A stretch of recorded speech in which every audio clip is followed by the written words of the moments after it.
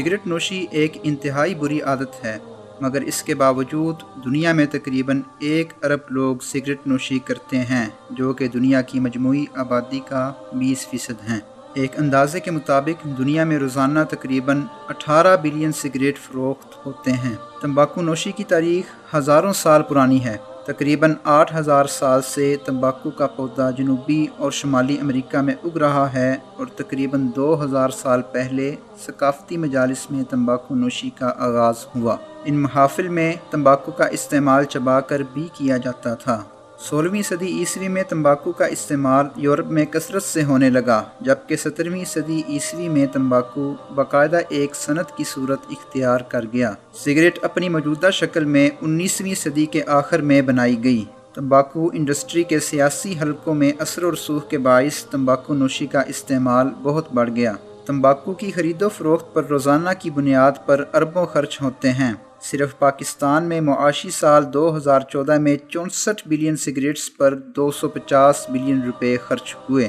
17ویں صدی کے شروع اور 18ویں صدی کے آخر میں کچھ طبی ماہرین کو تمباکو کے مضر صحت ہونے کا اندازہ ہوا، مگر 1920 میں باقاعدہ طور پر پھیپھڑوں کے کینسر کی رپورٹس آنا شروع ہوئیں۔ 17ویں صدی کے شروع اور 18ویں صدی کے آخر میں کچھ طبی ماہرین کو تمباکو کے مضر صحت ہونے کا اندازہ ہوا، مگر 1920 میں باقاعدہ طور پر پھیپھڑوں کے کینسر کی رپورٹس آنا شروع ہوئیں۔ 1950 اور 1960 کی دہائی میں مسلسل بڑی رپورٹس کے آنے سے یہ بات مکمل طور پر واضح ہو گئی کہ تمباکو نوشی سنگین طبی مسائل کی وجہ ہے۔ امریکہ کے محکمہ صحت سے جاری کردہ رپورٹ کے مطابق سگریٹ نوشی کرنے والوں میں دل کی بیماری کا خطرہ 2 سے 4 گنا تک بڑھ جاتا ہے، جبکہ پھیپھڑوں کے کینسر کا خطرہ 25 گنا بڑھ جاتا ہے۔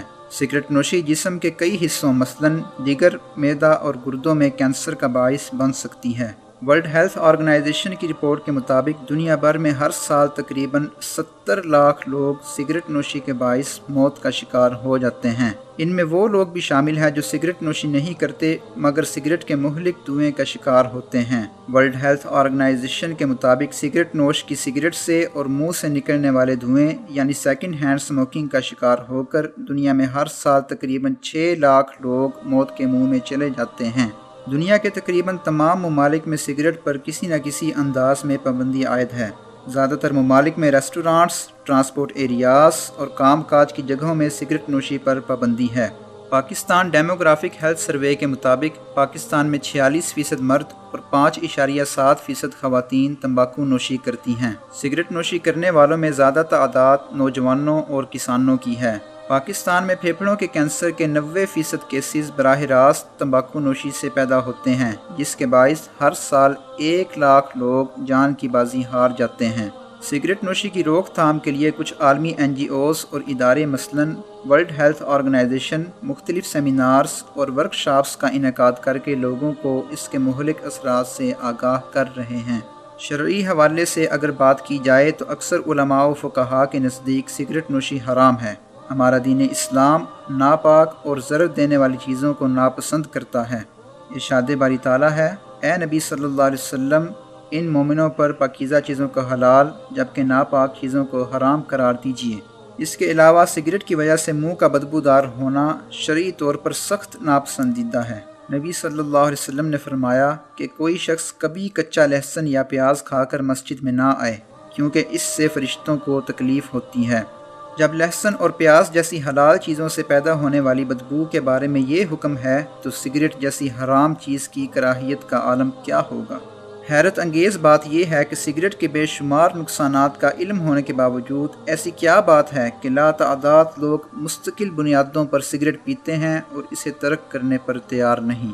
سگریٹ پیتے وقت نکوٹین نامی کیمیکل کی فراہمی کی وجہ سے ہمارا دماغ ڈوپامائن نامی ایک کیمیکل خارج کرتا ہے، جس کی وجہ سے انسان عارضی طور پر خوشی محسوس کرتا ہے۔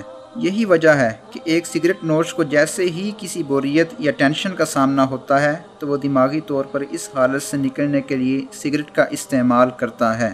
سگریٹ نوشی جیسے مکروہ عمل کو ترک کرنے کے لیے سب سے پہلے سگریٹ نوشی کے بے شمار جسمانی، روحانی اور نفسیاتی نقصانات کو ملحوظ خاطر رکھتے ہوئے تمباکو نوشی ترک کرنے کا مصمم ارادہ کیا جائے۔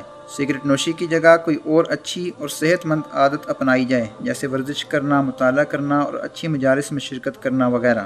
ایسے دوستوں سے پرہیز کیا جائے جو سگریٹ پیتے ہوں، اور ایسی محفلوں میں بھی جانے سے اجتناب کیا جائے۔ مسواک کا اہتمام کیا جائے کیونکہ مسواک منہ کو پاکیزہ بناتی ہے۔ میڈیکل سائنس کی روشنی میں بھی کچھ ایسی ادویات آ چکی ہیں جو کسی شخص کو سگریٹ نوشی سے چھٹکارا دلانے میں مددگار ثابت ہوئی ہیں۔ ان ادویات کے لیے مستند ڈاکٹر سے رابطہ کیا جائے۔ سب سے بڑھ کر اللہ پاک سے مدد مانگی جائے، اور نماز اور تلاوت قرآن کا خصوصی طور پر اہتمام کیا جائے۔